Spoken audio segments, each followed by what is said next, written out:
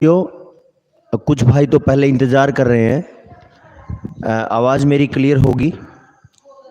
एक बार मैसेज में आप बता दो। और आज कुछ बोर्ड भी आपको शायद क्लियर दिखेगा।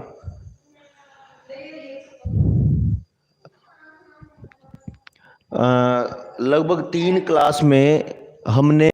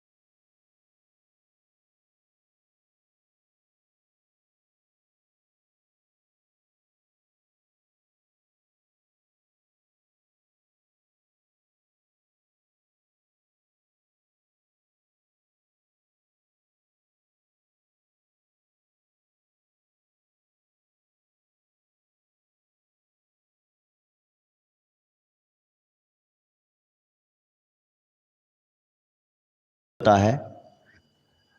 दूसरा ये है कि इसमें ये समझ का जो दृष्टिकोण है वो बदल जाता है।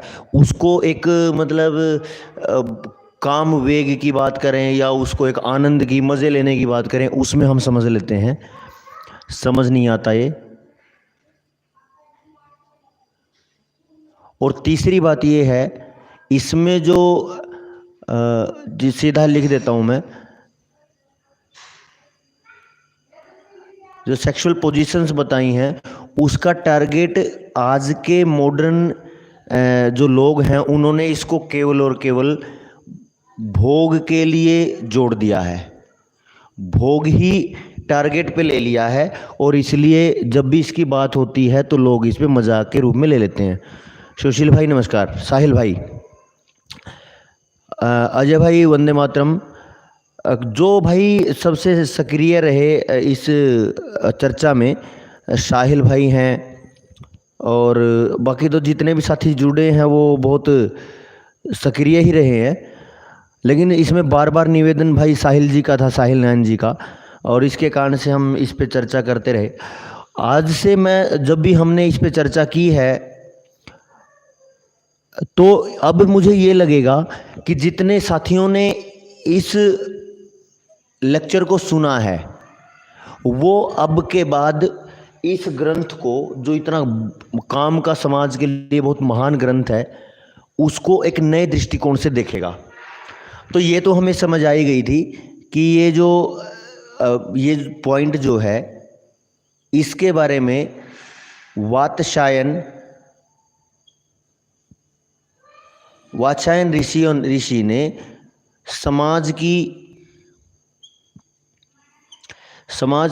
वात्स्यायन समाज के बारे में जो लिखा उसमें सबसे गंभीर मुद्दे को पकड़ा जहां पे कोई बात नहीं करता।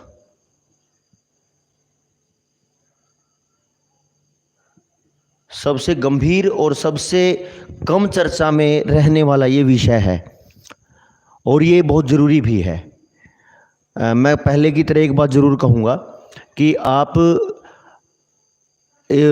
6 साथी जुड़े हैं, 6-7 साथी, लाइक शेयर कमेंट जरूर कर दें, कुछ और साथी जुड़ जाएं। पता नहीं क्यों कुछ वीडियो से बहुत कम साथी आते हैं। अब या तो उनको समझ नहीं आता है या फिर वो विषय की गंभीरता को नहीं समझते हैं। चलो फिर भी चर्चा शुरू कर लेते हैं कि भाई जिस विषय को लेके सीधा सुनना चाहते हैं सारे साथी, उस पे हम बात करते हैं। साथियों, जब भी हमने अभी तक बात की है, चर्चा की है, उसमें जो मुख्य विषय है वो ये है कि एक सात्विक संतान पैदा हो, एक जोशीली ऊर्जावान संतान पैदा हो, माँ बाप की बात मानने वाली पैदा हो, इस पे हम बात कर लेते हैं कि इसमें सबसे ज़रूरी है वो है शुद्धि। अब ये शुद्धि किस लेवल पे है? ये 3 स्तर पे है, वैचारिक, मानसिक और आत्मिक।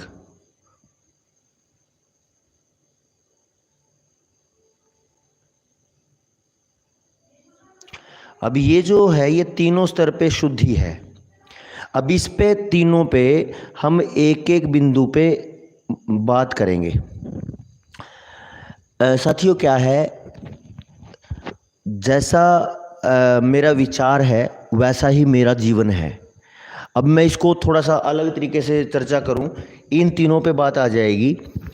जैसे जब भी, क्योंकि मैं ये विचार जो कर रहा हूँ, जो हम लाइव सेशन ले रहे हैं, ये इसमें सबसे मुख्य विषय है कि हम इसको एज ए होल देख रहे हैं।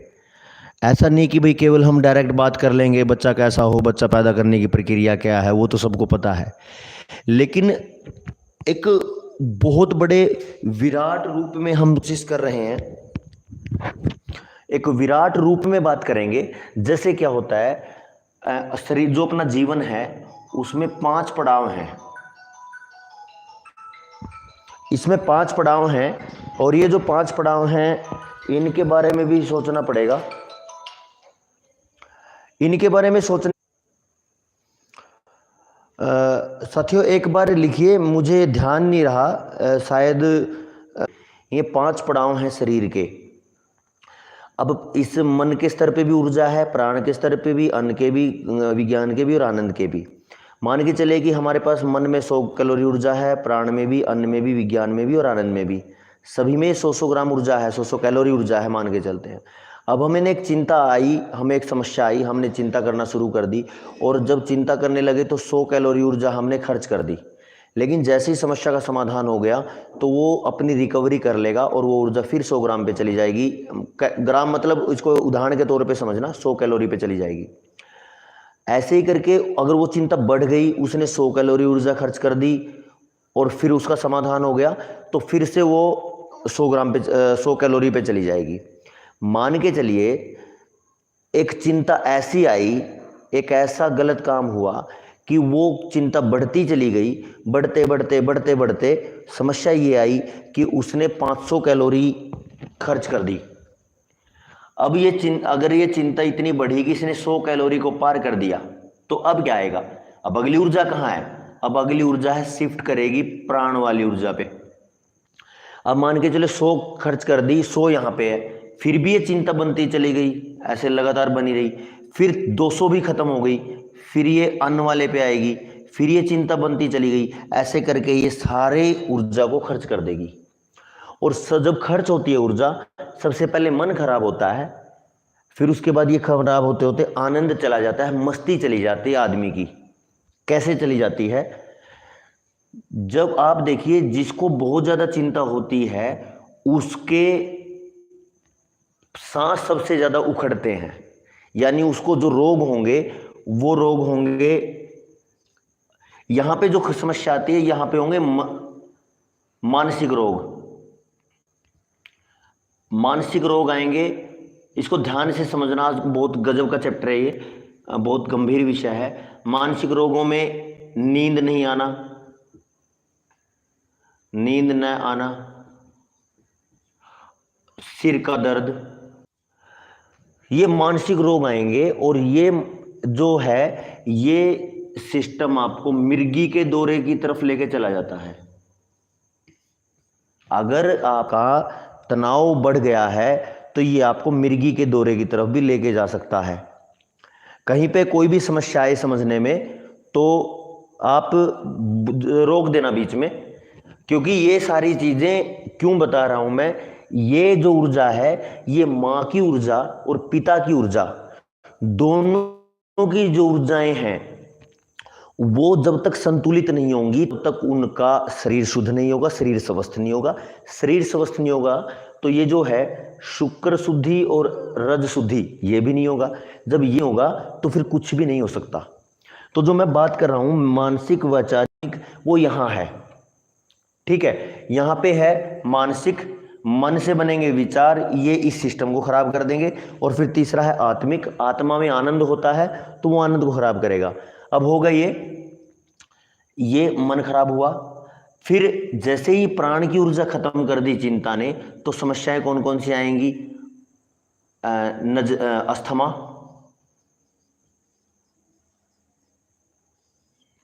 फेफड़ों के रोग, और भी जितने फेफड़ों के रोग होते होंगे, अस्थमा मुख्य है, और फेफड़ों के रोग होंगे जिसको ये समस्या आएगी।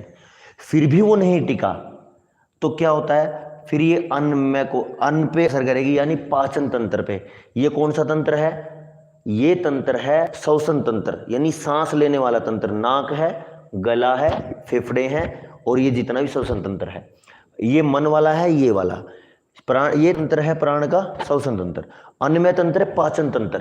तो जैसे ही प्राण बिगड़ेगा, सांस ऊपर नीचे होगा, तो उसका पाचन खराब होगा। पाचन खराब होते ही कब्ज होगी, गैस बनेगी, अल्सर होगा, घुटने के दर्द होंगे, और पाइल्स होंगी, और उसके बाद कैंसर तक जाएगा। फिर अन्न खराब होगा तो सबसे पहले होगा कॉन्स्टिपेशन, यानी कब्जियत। कब्ज सबसे पहले होगी, गैस बनेगी, फिर और जितने भी, मतलब लास्ट में जाते जाते जब इतनी भयानक कब्ज की समस्या होगी तो ये कैंसर की तरफ लेके चला जाएगा। क्योंकि शरीर की शुद्धि नहीं होगी तो हर जगह कैंसर की गांठें बनेगी। फिर भी नहीं बना तो ये क्या आगे क्या आएगा? विज्ञान का मतलब है कि पूरी बॉडी, विज्ञान का मतलब पूरी बॉडी का स्ट्रक्चर, उसमें दिमाग भी आ गया, प्राण भी आ गया, पूरे अन्न भी आ गया, पूरी बॉडी का स्ट्रक्चर। इसमें पूरी बॉडी में कोई भी रोग होगा वो खतरनाक हो, मतलब कि टोटल बॉडी इम्बैलेंस।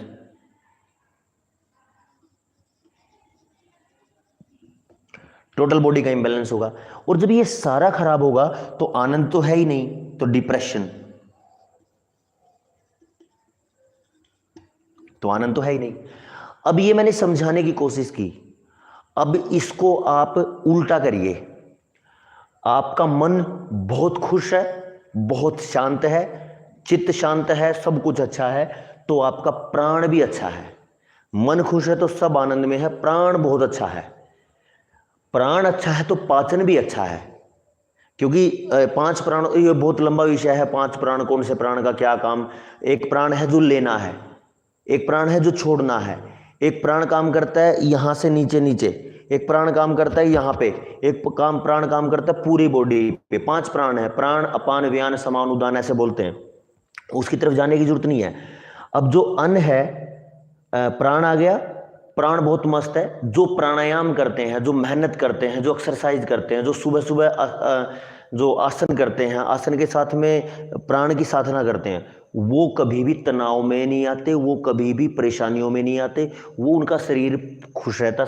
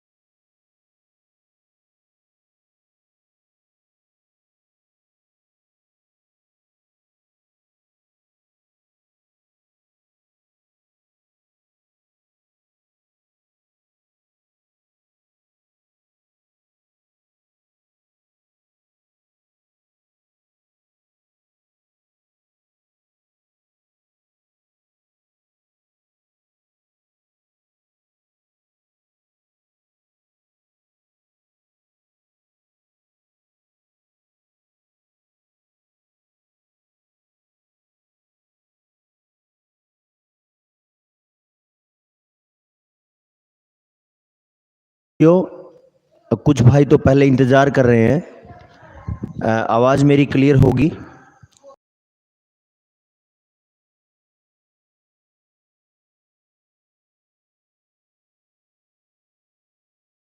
उस समस्याएं कौन कौन सी आएंगी?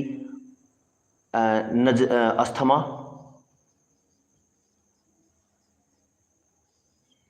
फेफड़ों के रोग, और भी जितने फेफड़ों के रोग होते होंगे, अस्थमा मुख्य है, और फेफड़ों के रोग होंगे जिसको ये समस्या आएगी। फिर भी वो नहीं टिका तो क्या होता है, फिर ये अन्न पे असर करेगी, यानी पाचन तंत्र पे। ये कौन सा तंत्र है? ये तंत्र है श्वसन तंत्र, यानी सांस लेने वाला तंत्र। नाक है, गला है, फेफड़े हैं, और ये जितना भी श्वसन तंत्र है, ये मन वाला है, ये वाला प्राण, ये तंत्र है प्राण का श्वसन तंत्र। अन्नमय तंत्र है पाचन तंत्र।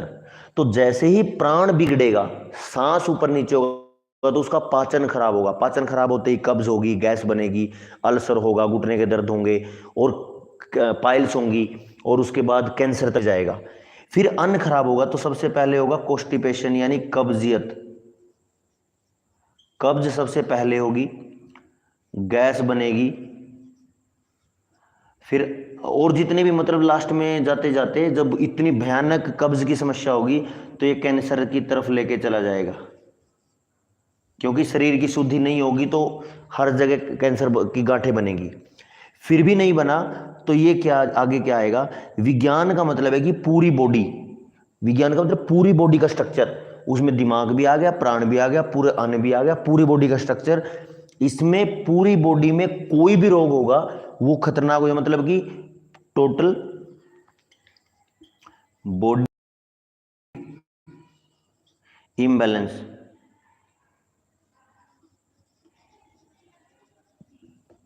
टोटल बॉडी का इम्बैलेंस होगा। और जब ये सारा खराब होगा तो आनंद तो है ही नहीं, तो डिप्रेशन, तो आनंद तो है ही नहीं। अब ये मैंने समझाने की कोशिश की, अब इसको आप उल्टा करिए। आपका मन बहुत खुश है, बहुत शांत है, चित्त शांत है, सब कुछ अच्छा है, तो आपका प्राण भी अच्छा है। मन खुश है तो सब आनंद में है, प्राण बहुत अच्छा है। प्राण अच्छा है तो पाचन भी अच्छा है। क्योंकि पांच प्राण, ये बहुत लंबा विषय है, पांच प्राण, कौन से प्राण का क्या काम। एक प्राण है जो लेना है, एक प्राण है जो छोड़ना है, एक प्राण काम करता है यहां से नीचे नीचे, एक प्राण काम करता है यहाँ पे, एक प्राण काम करता है पूरी बॉडी पे। पांच प्राण है, प्राण, अपान, व्यान, समान, उदान ऐसे बोलते हैं। उसकी तरफ जाने की जरूरत नहीं है।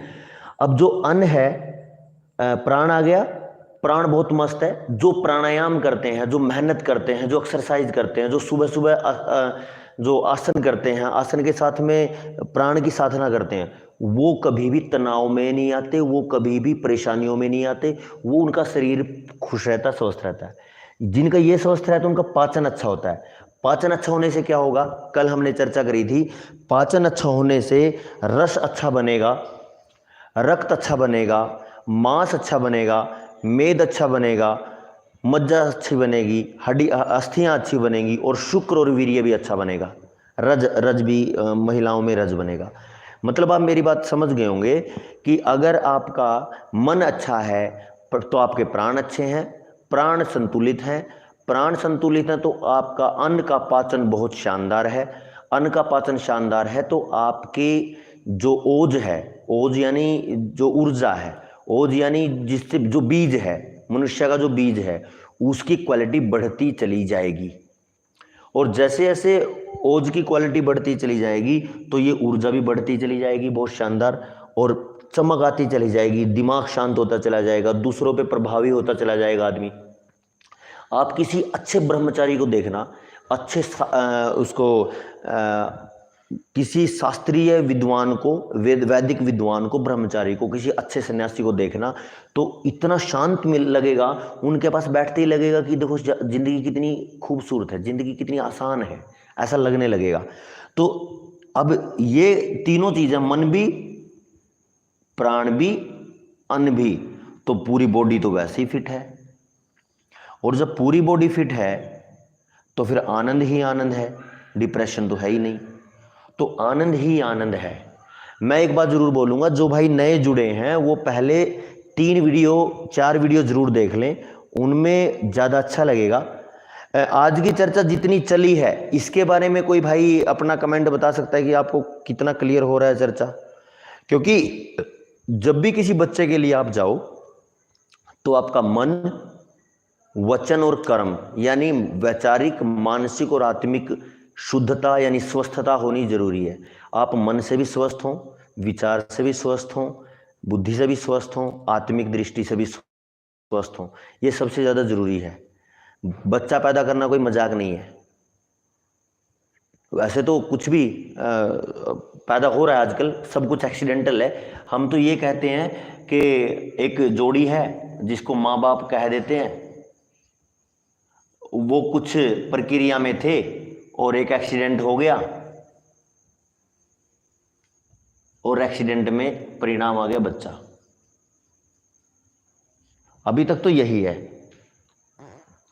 अगर अभी तक ये है तो फिर उस जो बच्चा बिना किसी योजना का है, जिस पे हमने कुछ काम ही नहीं किया, तो फिर जो वो बच्चा हमारी बात मानेगा नहीं, वो बच्चा हमारे अनुसार चलेगा नहीं, तो फिर हम उसको गालियां देते हैं, बिगड़ गया, समाज गंदा हो गया, समाज ऐसा हो गया, समाज वैसा हो गया। तो वो गाली तो फिर किसको जा रही है? वो गाली तो हम खुद खा रहे हैं, क्योंकि वो जो समाज बनाया किसने बनाया? आप एक पेपर की तैयारी करते हो, किसी शादी की तैयारी करते हो, कहीं भी जाते हो तो तैयारी करते हो, लेकिन ये जो सब एक बहुत बड़ी आत्मा, एक बहुत बड़ा जीवन दुनिया को दे रहे हो, उसकी कोई तैयारी नहीं। तैयारी तो है ही नहीं, कोई तैयारी नहीं। तो तैयारी का मतलब है वैचारिक शुद्धि के साथ, मानसिक शुद्धि के साथ, आत्मिक शुद्धि के साथ। और ये सारा का सारा कैसे होता है ये आप देखिए। मैं इसको बहुत स्लो, मैं इसको विषय को छेड़ नहीं रहा था। साहिल नयन जी हैं, बार बार उन्होंने बोला, इसलिए मैंने 4-5वां दिन है, चौथा दिन आज शायद, 4 दिन से लगातार ये मैं चर्चा कर रहा हूँ। इतना विशाल है ये, इस पे और सुनते चले जाएंगे तो कितना भी हो, लेकिन एक लेक्चर बोल रहा हूँ मैं, एक और लाइव चर्चा में ये लगभग क्लियर हो जाएगा। इतना तो समझ में मेरे ख्याल से आ ही जाना चाहिए कि आपका मन पूरी तरह शांत हो और शांत समझ के साथ हो।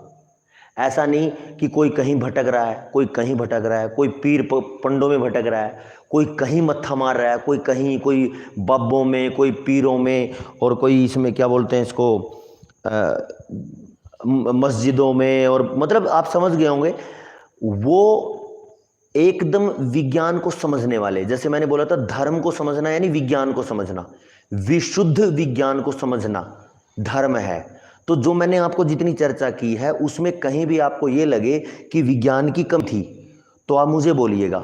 ये पूरा का पूरा लाइफ साइंस है, ये पूरा का पूरा क्या कह सकते हो, बायोलॉजी है बॉडी की। और बायोलॉजी तो इतना पढ़ाती भी नहीं है, बायोलॉजी इतना सिखाती भी नहीं है, वो केवल बॉडी तक रहती है।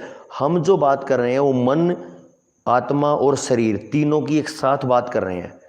तो किसी का कोई मैसेज नहीं आया कि आप कितने संतुष्ट हैं यहाँ तक की चर्चा से, जो मैंने पंचकोश की बात की। अब अगर इनकी बात करें तो इनको क्या बोला जाता है ये भी आप देख लीजिए। ये ऊर्जा है, इसको बोला जाता है मनोमय कोश।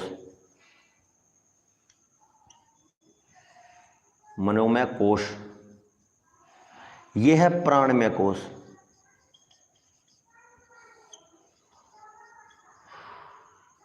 ये है अन्नमय कोश,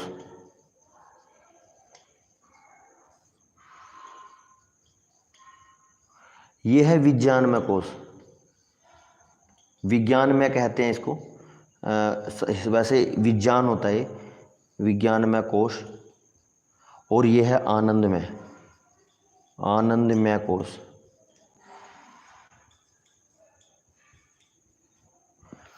अब अगर आपने इन कोशों को संतुलित कर लिया तो ये समझिए कि आपकी ज़िंदगी बहुत शानदार है। भाई क्या बात समझ नहीं आ रहा है क्या? कुछ किसी का कोई कमेंट नहीं आया। मैंने एक बार बोला है कि भाई ये तो बताइए कि कहाँ तक किसको क्या समझ आया, कोई कमेंट नहीं आया।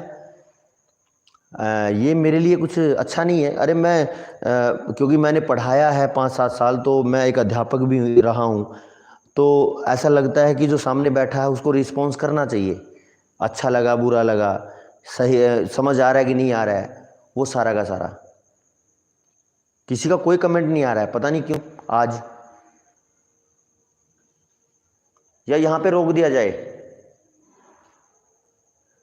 अगर यहाँ पे रोकना है तो वो भी बता दो भाई, वैसे कमाल हो गया आज तो। अच्छा, फिर से मेरी समझ, मेरे तरफ से ये कुछ दिक्कत थी। पूरी बात समझ आ रही है, जानकारी अच्छी है, काफ़ी हद तक संतुष्ट है जी। अरे कृष्ण भाई, काफ़ी हद तक यानी पूरी तरह संतुष्ट नहीं है, तो जो काफ़ी हद में जो कमी है पूरी में, उसमें क्या दिक्कत है?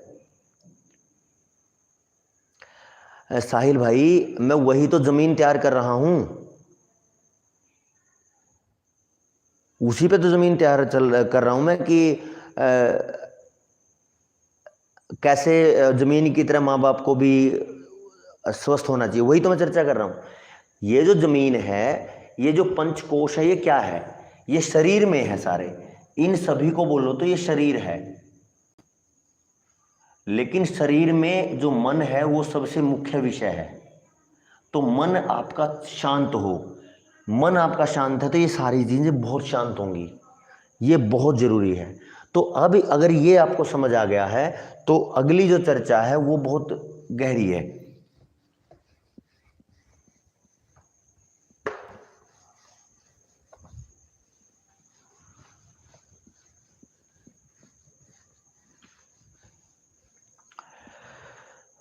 अब हमने क्या करना है, यहां पे आना है, अब शरीर की बात है। शरीर शुद्धि,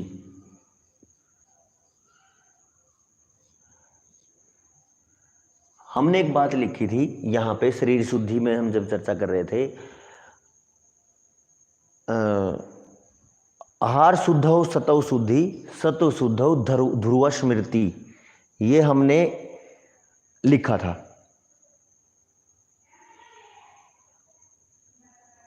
जी बहुत बहुत धन्यवाद। ये हमने लिखा था, आहार शुद्धौ सतौ शुद्धि, सतौ शुद्धौ ध्रुव स्मृति। आहार अगर स्वस्थ है तो अच्छा है, यानी अगर आप बच्चे की तैयारी कर रहे हैं तो आपका सबसे पहला काम हो कि आप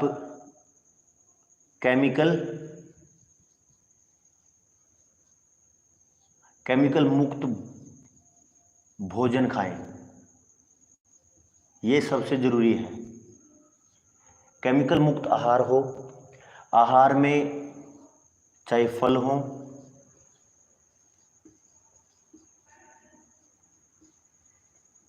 सब्जियां हो,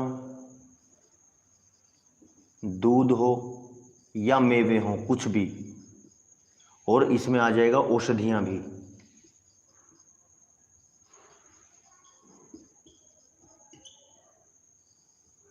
ये पूरा का पूरा केमिकल फ्री होना चाहिए। अब चलो ये तो हमने केमिकल फ्री कर लिया, अब दूसरी बात ये है, ये है हमारी अन्न की समझ।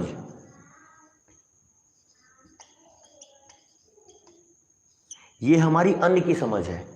अब दूसरी बात है शरीर की समझ।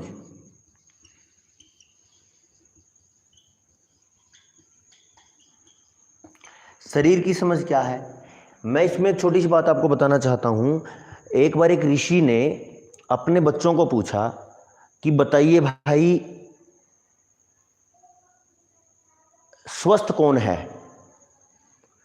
तो किसी ने कोई जवाब दिया, किसी ने कोई जवाब दिया, किसी ने कोई जवाब दिया, लेकिन एक बच्चे ने बहुत शानदार जवाब दिया। वो जवाब आज तक का सबसे पूर्ण जवाब है, सबसे संतुष्ट करने वाला जवाब है। उसने क्या बोला, ये हर एक उस माँ बाप के लिए जिसको संतान की तरफ बढ़ना है। उसने क्या बोला, जो शरीर की प्रकृति को देखकर खाता है, शरीर की प्रकृति यानी आपका शरीर पित्त का है, आपका शरीर वात का है, आपका शरीर कफ का है, वो देख के जो खाता है। दूसरा, जो दिनचर्या से देख के खाता है, दिनचर्या समझ के खाता है।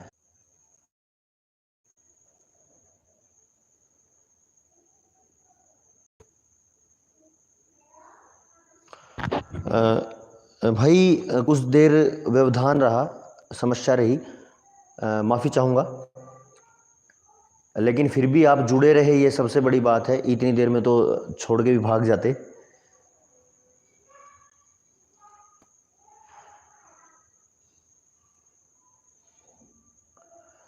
चलिए ठीक है भाई, बस आगे तो कुछ ज़्यादा चर्चा नहीं की थी, यही कह रहा था कि पहले जो है वो शरीर की प्रकृति के अनुसार खाए, दिनचर्या समझकर खाए, और यह है ऋतुओं को समझ के खाए। वात पित्त प्रकृति के अनुसार खाए, दिनचर्या यानी सुबह क्या खाना, शाम को क्या खाना, दोपहर में क्या खाना, रात को क्या खाना, क्या नहीं खाना, वो खाए। अन्न को समझना मतलब है कि कौन सी चीज़ें गलत हैं जो नहीं खाई जा सकती। जैसे हम क्या करते हैं, ज़्यादातर दूध प्लस प्याज, दूध प्लस नींबू, सब्जी, मतलब ये ऐसा नहीं कि सीधा खाते हैं, सब्जी में खाते हैं, ठीक नहीं है। जैसे दूध प्लस लहसुन, ऐसे करके ये सारी चीज़ें, दूध के साथ कटहल। मैं आयुर्वेद का विशेषज्ञ नहीं हूं, लेकिन मैं आपको उदाहरण बता रहा हूं कि अन्न की भी समझ हो, शरीर की भी अपनी प्रकृति पता हो, दिनचर्या में सुबह क्या खाना, शाम को क्या खाना, इसका पता हो, ऋतुओं में जैसे अभी सुशील भाई बताते हैं कि जो ये समय चल रहा है इसके अनुसार आपको खाना चाहिए। आज की मतलब इन दिनों की बातें हैं। अभी तक उन्होंने बताया कि जो जैसे सुशील भाई को मैं सुन रहा था 2-3-4 दिन पहले, कि पिछले 2-3 दिन पहले तक, यानी श्रावण से जो भादुआ जिसको बोल रहे हैं, भाद्रपद जो महीना है, ये भादुए में आधे भादुए तक हम अचार खा सकते हैं। अब नहीं खाएंगे क्योंकि अब ठंड शुरू हो जाएगी और शरीर की जो पित्त है वो बाहर निकलेगी, और अचार पित्त को बढ़ाएगा तो शरीर में बुखार आएंगे पित्त के, तो वो नहीं खाना। ऐसे करके दही नहीं खानी। फिर अभी तक लगभग सावन के महीने में जो वात का महीना था उसमें आपको मालिश करनी थी, अब मालिश नहीं करनी है। गर्मी के ग्रीष्म ऋतु है उसमें एक्सरसाइज नहीं करनी थी, हल्की हल्की मेहनत कर सकते थे, लेकिन ठंड आएगी तो ठंड में मेहनत अति कर सकते हैं, पसीना कितना भी निकालो, कितनी भी टफ एक्सरसाइज करो, वो जरूरी है। लेकिन कहीं भी एक्सरसाइज जो है वो गर्मी में नहीं करनी होती, सर्दी में ही करनी होती है। तो इसीलिए आहार की पहचान हो, शरीर की पहचान हो, ये सबसे ज़्यादा ज़रूरी है। और इन दोनों में जैसे ये समझ आ जाएगा तो फिर आपको समझने में समझ आ जाएगा। इसके बाद अगला पड़ाव शुरू होता है यहाँ पे, शरीर शुद्धि, ये पड़ाव आ जाता है गर्भ संस्कार का। ज़्यादा लंबी चर्चा नहीं करेंगे, बहुत थोड़ी सी चर्चा आज की, कल इसको ख़त्म कर देंगे। अगर आपको ये क्लियर समझ आ रहा है तो मैंने तो अपनी तरफ से मेहनत की है भाई, जैसा मैं समझा पाता हूँ, जैसी मेरी हिम्मत है समझाने की, और जो मेरी समझ में आया है अभी तक वो। अब क्या है, जैसे शरीर शुद्धि की बात होती है तो शरीर शुद्धि में सबसे पहले तो ये है कि आप ब्रह्मचर्य रखिए।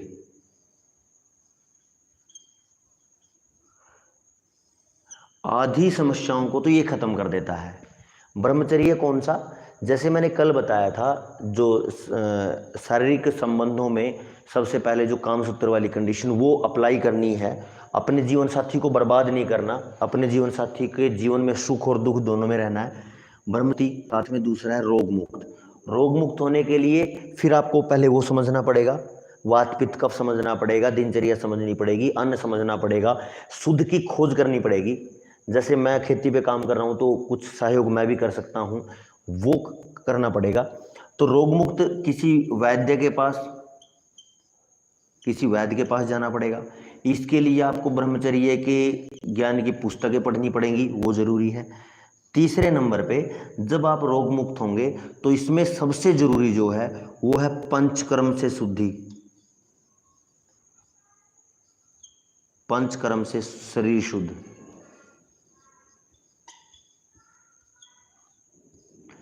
अब पंचकर्म से शरीर शुद्ध हो, ये तीनों चीजें सबसे जरूरी हैं। पंचकर्म क्या है? पंचकर्म आपके सिर से लेके और आपके पूरे सारे ऑर्गनों को जोड़ते हुए पैर तक पूरे शरीर को एक दिशा दे देता है, पूरे शरीर को एक शुद्ध मतलब रोग मुक्त कर देता है। कहने का मतलब ये है। अब किसी को भी अगर आपको लग रहा है कि भाई हमें गर्भ संस्कार की तरफ जाना है, तो आप ये जरूरी करना पड़ेगा कि भाई सबसे पहले आप ब्रह्मचर्य रखेंगे, संयम रखेंगे। और सत्ता ब्रह्मचर्य में 5 चीजें हैं। आपकी आंखें, आपका जीवा,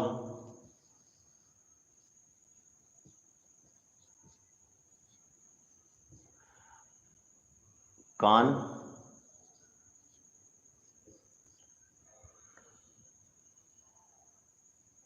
नाक और त्वचा। आंखों से जो आप देखोगे वैसे आपके संस्कार बनेंगे और वैसा ही आपका रज और आपका वीर्य बनने वाला है। जैसा आप खाओगे वैसे आपका रज और वीर्य बनने वाला है। जैसा सुनोगे वैसे आपके संस्कार का असर रज वीर्य पे पड़ने वाला है। जैसा आप सूंघोगे वैसा आपका असर पड़ने वाला है।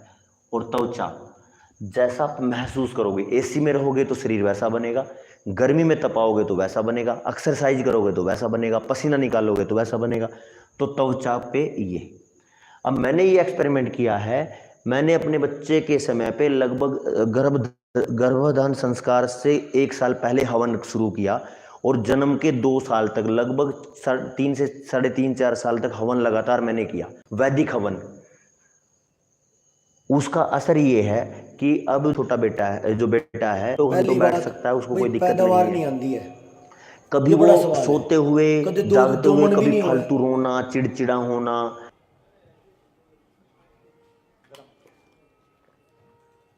कदे 2 मन भी नहीं हुए।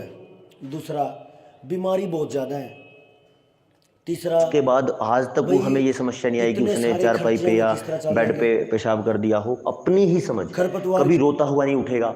अगर 10 मिनट सोया है और किसी ने चिल्ला के उठा दिया, कोई दिक्कत नहीं, उतना ही फ्रेश उठेगा जितना सोया था। बोलते कि कच्ची नींद बच्चे को उठा दिया, वो कभी नहीं परेशान होता कि कच्ची नींद उठ गया। वो सारा का सारा असर है कि माँ का जीवा जैसा खाएंगे, तीखा खाएंगे तो वैसा असर आएगा, मीठा खाएंगे तो वैसा आएगा, ऑयली खाएंगे तो वैसा आएगा।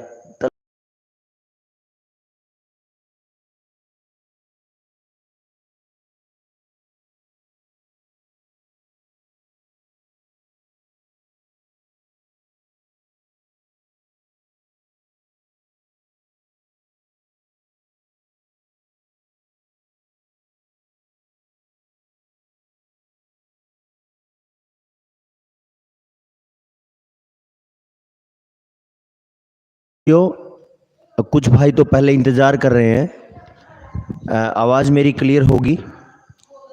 एक बार मैसेज में आप बता। तो दिनचर्या समझ के खाता है।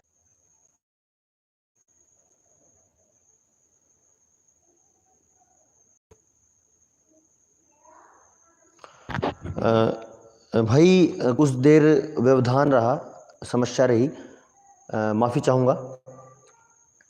लेकिन फिर भी आप जुड़े रहे, ये सबसे बड़ी बात है। इतनी देर में तो छोड़ के भी भाग जाते।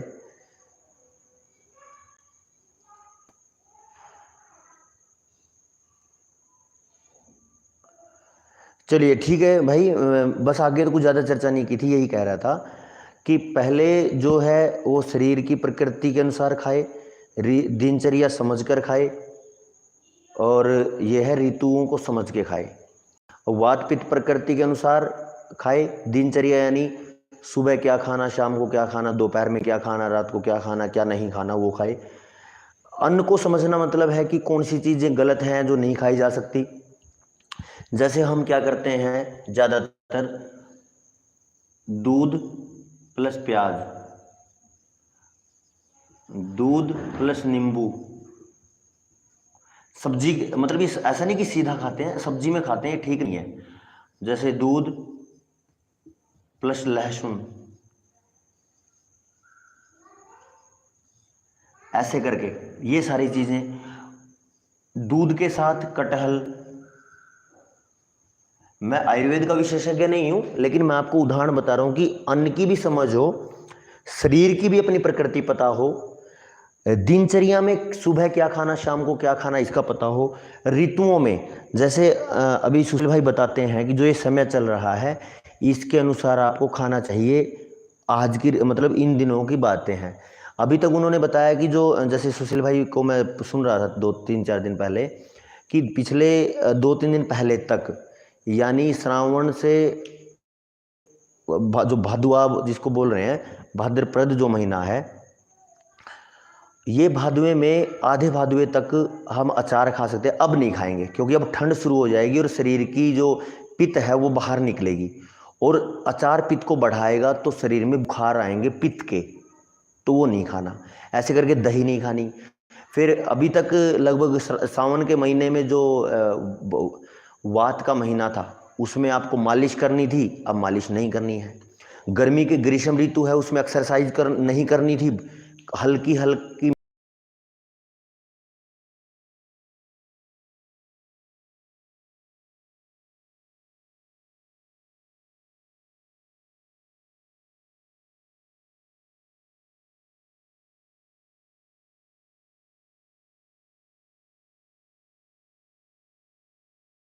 मेहनत कर सकते थे, लेकिन ठंड आएगी तो ठंड में मेहनत अति कर सकते हैं, पसीना कितना भी निकालो, कितनी भी टफ एक्सरसाइज करो वो जरूरी है।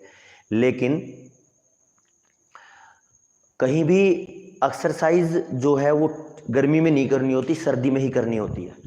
तो इसीलिए आहार की पहचान हो, शरीर की पहचान हो, ये सबसे ज़्यादा ज़रूरी है। और इन दोनों में जैसे ही ये समझ आ जाएगा तो फिर आपको समझने में समझ आ जाएगा। इसके बाद अगला पड़ाव शुरू होता है यहाँ पे शरीर शुद्धि, ये पड़ाव आ जाता है गर्भ संस्कार का। ज़्यादा लंबी चर्चा नहीं करेंगे, बहुत थोड़ी सी चर्चा आज की, कल इसको ख़त्म कर देंगे। अगर आपको ये क्लियर समझ आ रहा है तो मैंने तो अपनी तरफ से मेहनत की है भाई, जैसा मैं समझा पाता हूँ, जैसी मेरी हिम्मत है समझाने की, और जो मेरी समझ में आया है अभी तक वो। अब क्या है, जैसे शरीर शुद्धि की बात होती है तो शरीर शुद्धि में सबसे पहले तो ये है कि आप ब्रह्मचर्य रखिए।